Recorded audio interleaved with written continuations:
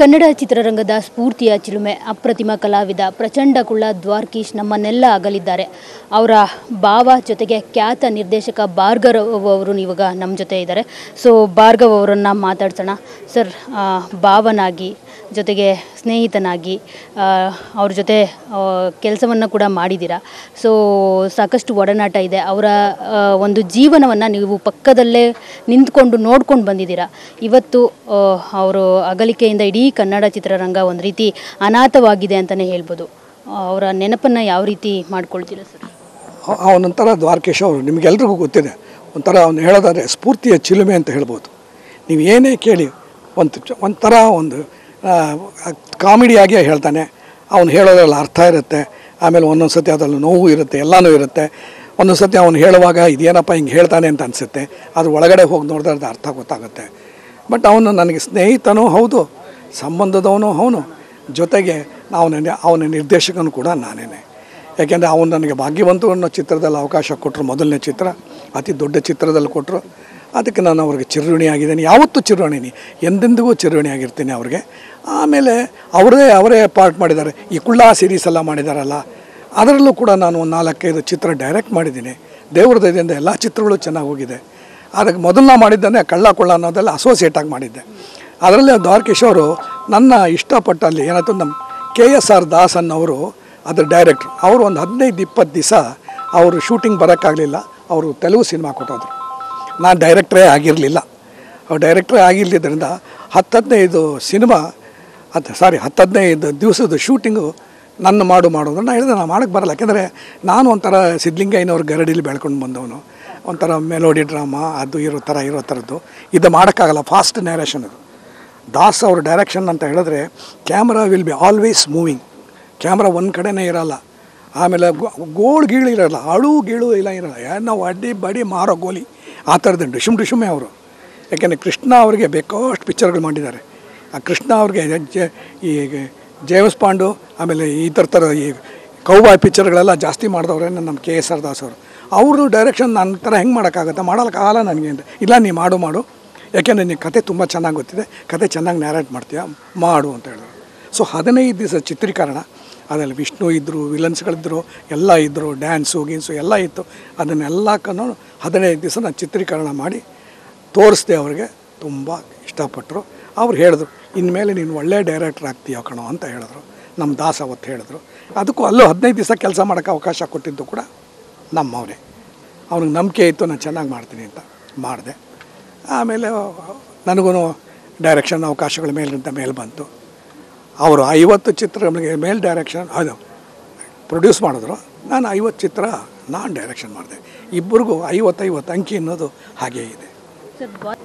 ಏನಂತ ಹೇಳಿದ್ರೆ ಅವನು ಅಸಾಧಾರಣ ವ್ಯಕ್ತಿನೇ, 2 ಮಾತಿಲ್ಲ. ಯಾರೂ ಕೂಡ ಒಂದು ಚಿತ್ರನ ಹೋಗಿ ಫಾರಿನ್ನಲ್ಲಿ ಒಂದು 30-35 ದಿವಸದ ಶೂಟಿಂಗ್ ಮಾಡ್ತೀವಿ, ಚಿತ್ರೀಕರಣ ಮಾಡ್ತೀವಿ ಅಂತ ಯಾರಿಗೂ ಧೈರ್ಯ ಬರೋಲ್ಲ. ಯಾಕೆಂದರೆ ಅವತ್ತೊಂದು ದಿವಸ ನಾವು ಫಾರಿನ್ ಶೂಟ್ ಮಾಡಬೇಕು ಅಂದರೆ ನಾವು ಏನು ಹಣ ತೊಗೊಂಡೋಗಿರ್ತೀವೋ ಆ ಹಣನ ನಾವು ಪುನಃ ಅವ್ರಿಗೆ ಸಿಂಗಪೂರು ಡಾಲರಲ್ಲಿ ಸಂಪಾದನೆ ಮಾಡಿ ವಾಪಸ್ ಕೊಡಬೇಕು. We have to earn and give it back. So ಆ ಥರದಲ್ಲಿ ಅದು ತುಂಬ ಕೆಚ್ಚದೆ ಅದು.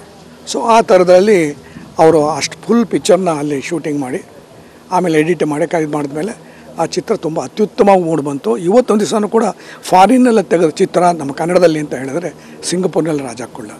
ಅದೇ ಥರ ಇದು ಮಾಡ್ದ, ಯಾವುದು ಆಫ್ರಿಕಾದಲ್ಲಿ ಶೀಲಾ ಅಂತ, ಅದು ಅಷ್ಟೇ.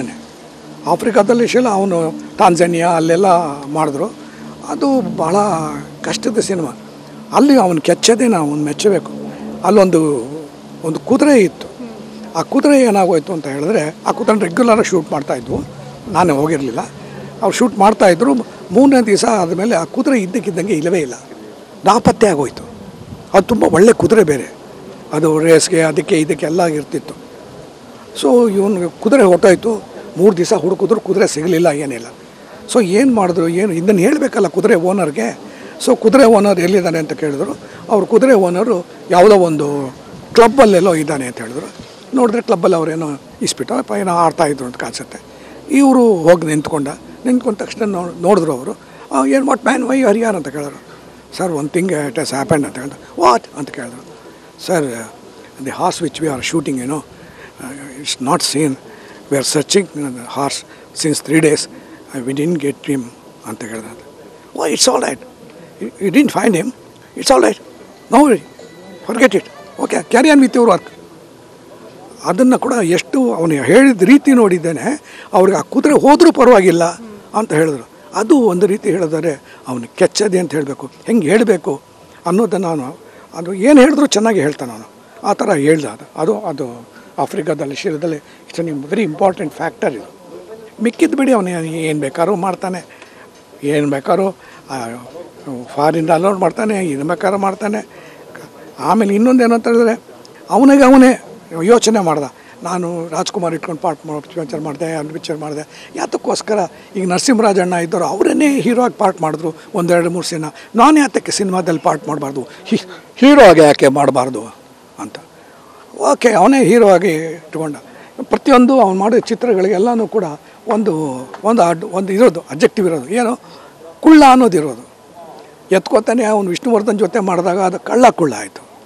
ಆಮೇಲೆ ಇನ್ನೊಂದು ಜಯಲಲಿತಾನ ಇಟ್ಕೊಂಡು ಕರೆಕ್ಟ್ ಜಯಲಲಿತಾನ ಜಯಪ್ರದ ಜಯಲಲಿತಾ, ಆಮೇಲೆ ಇನ್ನೊಂದು ದಪ್ಪಕ್ಕದಲ್ಲ, ಅವ್ರನ್ನ ಇಟ್ಕೊಂಡು ಒಂದು ಪಿಕ್ಚರ್ ಮಾಡ್ದೆ ಕುಳ್ಳಿ ಅಂತ, ಅದು ನಾನು ಡೈರೆಕ್ಟ್ ಮಾಡಿದೆ. ಇನ್ನೊಂದು ಮಾಡ್ದೆ ಪೆದ್ದ ಗೆದ್ದ ಅಂತ, ಅದು ಚೆನ್ನಾಗಿ ಹೋಯಿತು. ಸೊ ಇನ್ನೊಂದೇ ಮಾಡ್ದೆ ಮಂಕುತಿಮ್ಮ, ಎಲ್ಲ ಚೆನ್ನಾಗಿತ್ತು. ಆಲ್ 5 films ನಾನು ಡೈರೆಕ್ಟ್ ಮಾಡಿದ್ದೆ ಅವನಿಗೆ. ಅವ್ನು ನನಗೆ ಅವಕಾಶ ಕೊಟ್ಟ. ಅದು ಒಂದು ರೀತಿ ಅವನ್ನೇ ಪ್ರೊಜೆಕ್ಟ್ ಮಾಡಿಕೊಂಡೆ. ಅವನು ಯೋಚನೆ ಮಾಡ್ದೆ, ನಾನೀಗ ನಾನು ಪಾರ್ಟ್ ಮಾಡ್ತಾಯಿದ್ದೀನಿ, ನನ್ನ ಜೊತೆಗೆ ಹೀರೋಯಿನ್ ಮಾಡೋರು ಅವ್ರು ಚೆನ್ನಾಗಿರಬೇಕು, ಅವ್ರಿಗೆ ಆ್ಯಕ್ಷನ್ ಇರಬೇಕು, ಅವ್ರು ಡ್ಯಾನ್ಸು ಎಲ್ಲ ಮಾಡಬೇಕು. ಸೊ ಅದಕ್ಕೆ ನೋಡ್ದೆ ಒಂದು ಪಿಕ್ಚರಲ್ಲಿ ಜ್ಯೋತಿ ಲಕ್ಷ್ಮಿನ ಹಾಕಿದ. ಅವರು ಕುದುರೆ ಮೇಲೆ ಮೇಲೆಲ್ಲ ಸವಾರಿ ಮಾಡೋರು, ಚೆನ್ನಾಗಿ ಕುದುರೆ ಸವಾರಿ ಮಾಡೋರು. ಸೊ ಅವ್ರನ್ನ ಇಟ್ಕೊಂಡು ಕೌಬಾಯ್ ಕುಳ್ಳ ಅಂತ ಮಾಡ್ದೆ. ಇನ್ನೊಂದು ಯಾವುದೋ ಮಾಡ್ದೆ ಜಯಪ್ರಧಾನ ಜಯಲಲಿತಾ, ಅವ್ರನ್ನ ಇಟ್ಕೊಂಡು ಮಾಡ್ದೆ, ಅದೂ ಚೆನ್ನಾಗಿ ಹೋಯಿತು. ಇನ್ನೊಂದು ಪೆದ್ದ ಗೆದ್ದ ಅಂತ ಮಾಡ್ದೆ, ಒಂದು ಸ್ವಲ್ಪ ಸ್ಟೋರಿ ಅದು, ಅದರಲ್ಲಿ ಆರತಿ ಅವ್ರು ಮಾಡಿದ್ರು, ಅದೊಂದು ಚೆನ್ನಾಗಾಯಿತು. ಹೀಗೆ ಮಾಡಿ ತಾನು ಪಾರ್ಟ್ ಮಾಡಿ ಅವನೇ ಒಂದು ಹೆಸರು ಮಾಡಿಕೊಂಡು ಅವನೇ ಒಬ್ಬ ನಾಯಕ ಅಂತ ಸೃಷ್ಟಿ ಮಾಡಿಕೊಂಡು ಅದಲ್ಲಿ ಕಾಸು ಮಾಡ್ದೆ. ಸೊ ಅದನ್ನೆಲ್ಲನೂ ಕೂಡ ನನಗೆ ಅವಕಾಶ ಕೊಟ್ಟ, ಅದರಿಂದ ನಾನು ಅವನು ಮರೆಯೋಕ್ಕೆ ಆಗಲ್ಲ. ಸರ್, ಕಲಾವಿದನಾಗಿ ಹೊರತುಪಡಿಸಿ ಕುಟುಂಬವಾಗಿ ಅವರು ಹೇಗಿರ್ತಾಯಿದ್ರು? ನಿಮ್ಮ ಪತ್ನಿಯ ಜೊತೆ ಅಂದರೆ ಅವರ ತಂಗಿಯ ಜೊತೆ ಅವರು ಎಷ್ಟು ಒಡನಾಟ ಇತ್ತು, ಎಷ್ಟು ಅವ್ರನ್ನ ಪ್ರೀತಿಸ್ತಾ ಇದ್ರು ಅಂತ ಹೇಳ್ಬಿಟ್ಟು ಅವರ ಸಂಬಂಧ ಹೇಗಿತ್ತು? ಅಲ್ಲ, ಅವ್ರ ಕುಟುಂಬವಾಗಿ ನೀವು ಕೇಳ್ತೀರಾ, ಕುಟುಂಬ ಅಂದರೆ ಅರ್ಥ ನಾವು 5 ಮಕ್ಕಳಿದೆ, 5 ಮಕ್ಕಳು ಇದ್ದ ಮೇಲೆ ಸಂಸಾರ ಚೆನ್ನಾಗೇ ಮಾಡಿದ್ದಾನೆ ಅಂತ. ಸೊ ಕುಟುಂಬ ಚೆನ್ನಾಗೇ ನಡೆದಿದೆ ಅಂತ. ಅದ್ರ ಬಗ್ಗೆ ತಂಗಿ ಅಂದರೆ ಎಷ್ಟು ಇಷ್ಟಪಡ್ತಾರೆ? ತಂಗಿ ಅಂತ ಭಾಳ ಇಷ್ಟಪಡವ, ಅಫ್ಕೋರ್ಸ್. ಅವರು ಅಷ್ಟೇ, ಅಣ್ಣ ಅಂದರೆ ಇಷ್ಟಪಡವ. ಅಣ್ಣ ತಂಗಿರ ಬಾಂಧವ್ಯ ನಿಜವಾಗ್ಲೂ ಚೆನ್ನಾಗಿತ್ತು. ಇವತ್ತು ಅವಳು ಬಿಕ್ಕಿ ಹೇಳ್ತಾ ಇದ್ದಾಳೆ, ಏನೂ ಮಾಡೋಕ್ಕಾಗಲ್ಲ, ನಂಗಿದ್ದಿದ್ದು ಒಬ್ಬನೇ ಅಣ್ಣ ಅಂತ ಹೇಳ್ತಾ ಇದ್ಲು. ಆ ಅಣ್ಣನೂ ಕೂಡ ಇವತ್ತು ಅವಳಿಂದ ದೂರ ಆಗೋಗ್ಬಿಟ್ಟಿದೆ. ಅಯ್ಯೋ ಬಿಟ್ಬಿಟ್ಟು ಹೊಟ್ಟೋದ್ಯಲ್ಲ ಅಂತ ಹೇಳ್ತಾಳೆ. ಏನು ಮಾಡೋಕ್ಕಾಗುತ್ತೆ, ಎಲ್ಲರೂ ಬಿಟ್ಟು ಹೋಗೋದೆ. ಒಂದು ದಿವಸ ನಾನು ಬಿಟ್ಟು ಹೋಗ್ತೀನಿ, ನೀವು ಕೂಡ ಈ ಮೈಕ್ರೋಫೋನು, ಅವರು ಕ್ಯಾಮ್ರಾ ಬಿಟ್ಟು ಹೋಗ್ತಾರೆ. ಅದೆಲ್ಲ ಏನು ಮಾಡೋಕ್ಕಾಗಲ್ಲ. ಪುನರಪಿ ಜನನಂ ಪುನರಪಿ ಮರಣಂ ಅಂತ ನಡೀತಾ ಇರುತ್ತೆ. ಸರ್, ಕೊನೆಯದಾಗಿ ನೀವು ಯಾವತ್ತೇ ಬಂದರೂ ಅವರು ನಿಮ್ಮನ್ನು ಸ್ವಾಗತ ಮಾಡ್ತಾಯಿದ್ರು, ಇನ್ನು ಮುಂದೆ ಆ ಸ್ವಾಗತ ಇರೋದಿಲ್ಲ. ಸೊ ಇವತ್ತು ಚಿರನಿದ್ರೆಯಲ್ಲಿ ಜಾರಿ ಇರುವಂಥದ್ದು, ಸೊ ಅದ್ರ ಬಗ್ಗೆ ಹೇಳಿ. ಅಲ್ಲ, ಸ್ವಾಗತ ಇಲ್ಲದೆ ಹೋದರೂ ಏನು ಯೋಚನೆ ಇಲ್ಲ. ಅವ್ರ ಮಕ್ಕಳಿದ್ದಾರೆ, 5 ಜನ ಮಕ್ಕಳಿದ್ದಾರೆ, ಆಮೇಲೆ ಎಲ್ಲರೂ ಪ್ರೀತಿಗಳು ಇದ್ದಾರೆ. ಅವ್ರಿಗೆ ನಮಗೆಲ್ಲರಿಗಿಂತ ಹೆಚ್ಚಾಗಿ ಅವ್ರಿಗೆ ದೊಡ್ಡ ಲಾಸು. 5 ಮಕ್ಕಳಿಗೆ ಅವ್ರ ಅಪ್ಪನ ಕಳ್ಕೊತಾ ಇದ್ದಾರೆ. ಎಂಥ ಅಪ್ಪ, ಅವ್ರು ಕಳ್ಕೊತಾ ಇದ್ದಾರೆ, ಅವ್ರಿಗೆ ದುಃಖ ಜಾಸ್ತಿ. ಸೊ ಅವ್ರಿಗೆ ಶಾಂತಿ ನೆಮ್ಮದಿ ಸಿಗಲಿ. ಮೊನ್ನೆ ಉಗಾದಿ ಹಬ್ಬದ ದಿವಸ ನಾನು ವಿಶ್ ಮಾಡ್ದೆ, ಅವ್ರ ತಂಗಿಗೆ ವಿಶ್ ಮಾಡಿದ್ರು, ಎಕ್ಸ್ಚೇಂಜ್ ಮಾಡಿದ್ರು. ಆಮೇಲೆ ಇಲ್ಲೊಂದು ಅವ್ನು ಬರ್ತ್ಡೇ ಮಾಡಿದ್ರು, that what's A very good. ಆ ಫಂಕ್ಷನ್ ಮಾಡ್ದೆ, ತುಂಬ ಚೆನ್ನಾಗಿತ್ತು, ಮಕ್ಕಳೆಲ್ಲ ಮಾಡಿದ್ರು. ಅವನು ಒಬ್ಬ ವೆರಿ ಸ್ಪೋರ್ಟಿವ್. ಅವನು ಕರೆಕ್ಟಾಗಿ ಹೇಳಿದ್ರೆ ಅವನು ಧೀಮಂತ ವ್ಯಕ್ತಿ ಅಂತ ಹೇಳ್ಬೋದು, ಚಾಲುಕಿ. Thank you. ಸೊ ನೋಡಿದ್ರಲ್ಲ, ಇದಿಷ್ಟು ಖ್ಯಾತ ನಿರ್ದೇಶಕ ಭಾರ್ಗವ್ ಅವರ ಮಾತು. ಕ್ಯಾಮ್ರಾ ಪರ್ಸನ್ ರಘು ಜೊತೆ ಮಂಗಳ ರಾಜಗೋಪಾಲ್, TV9 ಬೆಂಗಳೂರು.